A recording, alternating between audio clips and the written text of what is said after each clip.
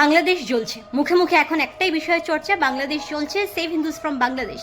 কিন্তু বাংলাদেশ কেন জ্বলছে আজকে এই ভিডিওতেই জানবো। এত রক্ত না ঝরিয়ে কি বাংলাদেশের প্রবলেমগুলো সলভ করা যেত না?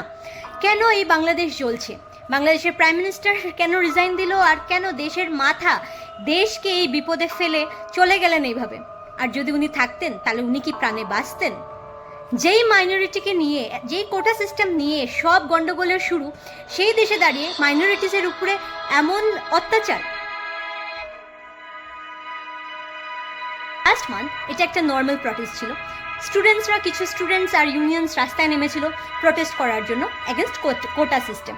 তো এটা শুরুতে একদম পিসফুল নর্মাল একটা প্রটেস্ট ছিল, কিন্তু এমন কি ঘটলো যার পরে এই প্রটেস্টটা, একটা নর্মাল প্রটেস্ট, এত একটা ভয়ানক, এত একটা হিংস্র রূপ ধারণ করলো, এই এত রক্ত ঝরলো। এখন বাংলাদেশ মিলিটারি কারফিউর আন্ডারে আছে, প্রাইম মিনিস্টার রিজাইন করেছে, বাংলাদেশে এখন চলছে তাণ্ডব। ধাউ ধাউ করে মন্দির জ্বলছে, ঘর জ্বলছে, আর্টিস্টদের বাড়ি জ্বলছে, পার্লামেন্টে আনপার্লামেন্টারি ওয়েতে গিয়ে ভাঙচুর হচ্ছে, ফটোগ্রাফসগুলো আমরা দেখতে পাচ্ছি। তারা নাকি আবার স্টুডেন্ট, তারা নাকি দেশের ভবিষ্যৎ, তারা ক্লেম করছে তারা বাংলাদেশকে দ্বিতীয়বারের জন্য স্বাধীন করেছেন। কিসের হাত থেকে স্বাধীন করেছেন? যেই মাইনরিটি নিয়ে এত মারপিট, সেই মাইনরিটির বাড়ি ঘর মন্দির সব জ্বলছে। যারা নিজেদের বলছেন যে ফ্রিডম ফাইটার, তারা সে কি বলবো, এক্স-সি বলবো না, তিনি রিজাইন করেছেন। ওনার কাপড় জামা নিয়ে কি কুরুচিকর ইঙ্গিত করছেন। সেই জায়গাতে কোনো মেয়ে মানুষ বা মাইনরিটির মেয়ে মানুষ কতটুকু সুরক্ষিত, এটা একটা নিজের মধ্যেই প্রশ্ন। আজকে এসব নিয়ে আমরা ডিসকাস করব। নিজের দেশের মধ্যে চুরি করতে আমি এই প্রথমবার দেখলাম।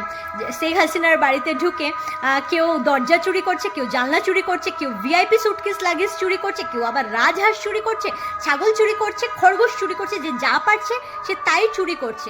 তারা আবার ক্লেম করে নিজেদের ফ্রিডম ফাইটার। যদি আমরা এখন রিপোর্টে নজর রাখি তাহলে দেখতে পারি বাংলাদেশে more than 130 already dead and more than 1000 injured. PM Sheikh Hasina resigned. কিন্তু এত কিছু কেন?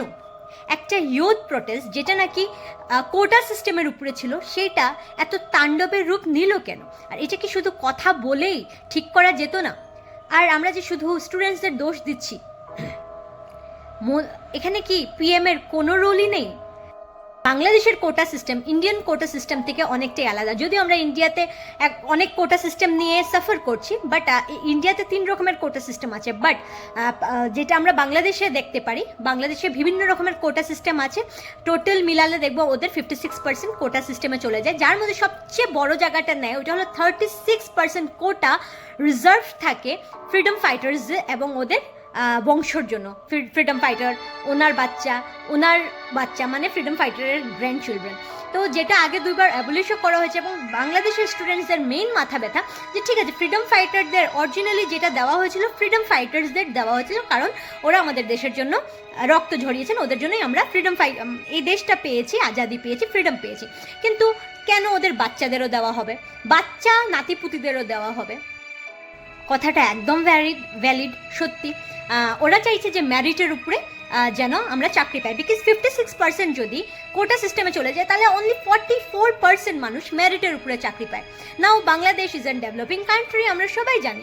তো যেখানে খাওয়া দাওয়ার অভাব, যেখানে চাকরি বাকরির এত অভাব, যেখানে জিনিসের দাম ধাউ ধাউ করে বাড়ছে, যেখানে মানুষ কাজকর্ম পাচ্ছে না, সেখানে এত বেশি কি বলবো কম্পিটিশন, সেই জায়গায় দাঁড়িয়ে মেরিটের উপরে মাত্র 44% মানুষ জব পাচ্ছে, এবং কোটা রিজার্ভ করে মানুষ 56% মানুষ জব পাচ্ছে।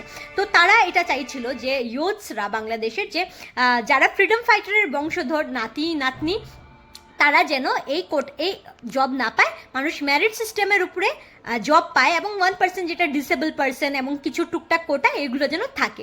তো মেইন মুদ্রা শুরু হয়েছে এই কোটা নিয়ে। এমন একটা টেন্স সিচুয়েশনে যখন অনেক স্টুডেন্টস রাস্তায় নামলো, একটা প্রটেস্ট চলছিল, তখন একজন কি বলবো মাথা, leader, head of Bangladesh Sheikh Hasina ম্যাডামের কাছ থেকে স্টেটমেন্ট আসলো যে কোটা সিস্টেমগুলো যদি ফ্রিডম ফাইটার এবং তার বংশধর এনজয় না করে, তবে কি রাজাকারের বংশধররা এনজয় করবে? আর এই একটা স্টেটমেন্ট জ্বালিয়ে দিয়েছে আগুন বাংলাদেশে। এখন কথা হলো, প্রাইম মিনিস্টারের কাছ থেকে এইসব কি বলবো যুক্তি কতটা মেনে নেওয়া যায়, এই কথাটা তো বসেও ডিসকাস করেও ঠিক করা যেত, বাট না, উনি ওইটা করেননি। ওনাকে যখন দেখেছেন যে সিচুয়েশনটা বাইরে বেরিয়ে যাচ্ছে কন্ট্রোলের থেকে, তখন উনি সেম নিজের মতনই চলছেন। যখন মানুষ ওনাকে ডিক্টেটর বলে আখ্যায় দিয়ে দিয়েছেন, উনি মিলিটারিকে হুকুম দিয়েছেন যে তুমি গুল্লি করো। এই গুলাগুলিতে মোর দ্যান 135 মানুষ মারা গেছে।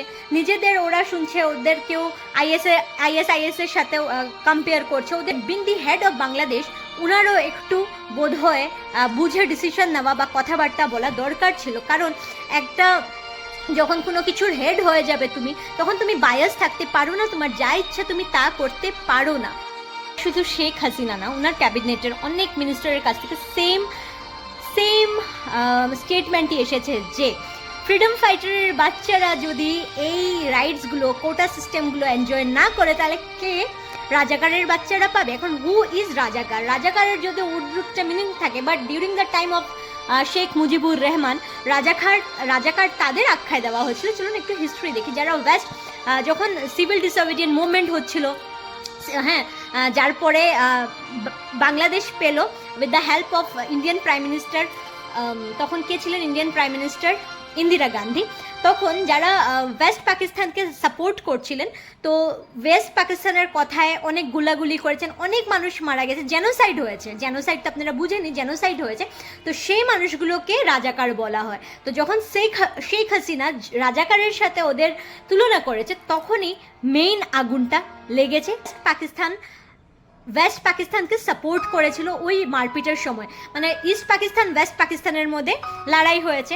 তো ইস্ট পাকিস্তানকে যে রাজনীতি দিচ্ছিল, লিডারশিপ দিচ্ছিল, সে ছিলেন মুজিবুর রহমান। সো আমরা জানি লাস্টে Mujibur Rahman civil disobedient movement করেছেন, অনেক মানুষ রক্ত ঝরিয়েছেন, অ্যান্ড সর্বশেষে ইন্ডিয়ান প্রাইম মিনিস্টারের হেল্পে বাংলাদেশ এস্টাবলিশ করেছিল। ইন্দিরা গান্ধীর হেল্পে স্টুডেন্টদের কথা হলো যে ঠিক আছে, যারা ফ্রিডম ফাইটার ছিল ওরা তো ঠিক আছে, যা চাকরি পাওয়ার পেয়েছে, বাট ওয়াই ওদের চিলড্রেন আর গ্র্যান্ড চিলড্রেনও সেম পাবে? ওদের কি রোল? জাস্ট বিকজ ওরা ফ্রিডম ফাইটারের বাড়িতে জন্মগ্রহণ করেছে দেখে এই ম্যারিটগুলো পাবে? আর কথাটা তো ঠিক। তো এই যে 56% কোটা রিজার্ভেশন, এটা নিয়ে অ্যাকচুয়ালি মুদ্রা ঝগড়াটা শুরু হয়েছিল, কিন্তু এই ঝগড়াটা 2010-এ শেষ হয়ে যেত, বিকজ এর আগেও দুবার খুব ডিপ্লোম্যাটিক সিচুয়েশন অ্যারাইজ হয়েছিল। তখন গভর্নমেন্ট আউট অফ প্রেশার এটা ডিসিশন নিয়েছিল যে ফার্স্ট ক্লাস এবং সেকেন্ড ক্লাস চাকরির মধ্যে কোটা সিস্টেমটা অ্যাবলিশ করা হবে। বাট কি হয়েছে যে যারা ফ্রিডম ফাইটারের ফ্যামিলি ছিল, গ্র্যান্ড চিলড্রেন অল, তারা হাইকোর্টে গিয়ে একটা পিটিশন ফাইল করে যে আর এই রিভিশন পিটিশন ফাইল করে, এবং এটার রেজাল্ট লাস্ট মান্থ আসে। আর হাইকোর্ট অর্ডারটা দেয় যে আগে যেমন ছিল, মানে ওদের বংশধর, ফ্রিডম ফাইটারের বংশধর জবগুলো পাবে সেই রকমই পাবে। এবং ওই যে 2010-এ যে অর্ডারটা গভর্নমেন্ট দিয়েছিল যে first class and second class ম্যাজিস্ট্রেটের জবগুলোতে কোনো কাস্ট রিজার্ভেশন থাকবে না, সেটা খণ্ড হয়ে যায়। সো এখান থেকেই আসল ঝামেলা শুরু হয় কোটা সিস্টেম থেকে। নাও যেখানে কোটা সিস্টেম থেকে ম্যারিটের উপরে স্টুডেন্টসরা কথা বলছে, সেখানে স্টুডেন্টস থেকে এইসব জিনিস সত্যি কি এক্সপেক্ট করা যায়? এই কথাগুলো কি ওরা বুঝতে পারেনি যে পাবলিক প্রপার্টি ড্যামেজ করা কখনই সম্মানীয় জিনিস না বা কোনো বুদ্ধিমানের জিনিস না? আর এমন করে যাই পাওয়া যাক, কমসে কম ফ্রিডম পাওয়া যায় না? ফ্রিডমের এটা কোনো চেহারা হলো যে যেখানের মিনিস্টার পালিয়ে গেছে, প্রাইম মিনিস্টার পালিয়ে গেছেন, তার বাড়ির থেকে জিনিসপত্র উঠিয়ে বাড়ি নিয়ে যাচ্ছে, যা পাচ্ছে হাঁস মুরগি গরু ছাগল, ইভেন তার ইনার গার্মেন্টসকে বাইরে নাড়ানো হচ্ছে। তাহলে যেই মাইনরিটি নিয়ে এত ঝামেলা, সেই দেশের মাইনরিটি কতটা সেফ? সেই দেশে মেয়েরা কতটুক সেফ? সেই দেশের হিন্দুরা কতটুক সেফ? তারা বলছে যে তারা নাকি সেফ প্রোটেক্ট করছে সেই দেশের হিন্দুদের। কালকে রাত্রে ফটোস কিছু ভাইরাল হয়েছে, তাহলে একই রাতের ভিতরে 50টা মন্দির জ্বলে যাওয়ার ফটো কী করে আসে? এইসব কোয়েশ্চেন আমি আপনাদের কাছেই তুলে ধরলাম। কি ঠিক কি না, কার ভুল? স্টুডেন্টসদের ভুল, নাকি সেখানের প্রাইম মিনিস্টার ডিসিশন নিতে ভুল করেছেন? অহংকারী আজকে বাংলাদেশের পতনের কারণ হলো প্রাইম মিনিস্টার শেখ হাসিনার অহংকার কি আজকে বাংলাদেশে আগুন ধরালো? সেই প্রশ্নগুলো আপনাদের দিকে আমি দিলাম। যতই সেই দেশের প্রাইম মিনিস্টারের কথা বা তার ডিসিশনের সাথে না একমত হতে পারে, কিন্তু তার জন্য যে মানুষটা তোমাদের ফ্রিডম এনে দিয়েছিল, মিস্টার মুজিবুর রহমান, তার মূর্তি ভেঙে দেওয়ার কি মানে মেয়ের কাজের জন্য বাবার মূর্তি ভেঙে দেওয়া, যার জন্য তোমরা আজকে বাংলাদেশ পেয়েছো। Who is the father of your nation? কিছু বুঝতে পারছি না ভাই। এই ইতিহাসে, এই পুরো কি বলবো দুনিয়ার ইতিহাসে এই প্রথম আজাদি দেখলাম এই রকম।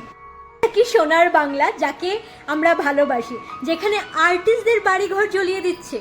বাংলাদেশ আর আর্ট, তা নাকি এক রক্তের কথা? বাংলাদেশ যেন তাড়াতাড়ি সুস্থ হয়ে উঠুক, বাংলাদেশের হিন্দুরা ভালো থাকুক। জয় হিন্দ।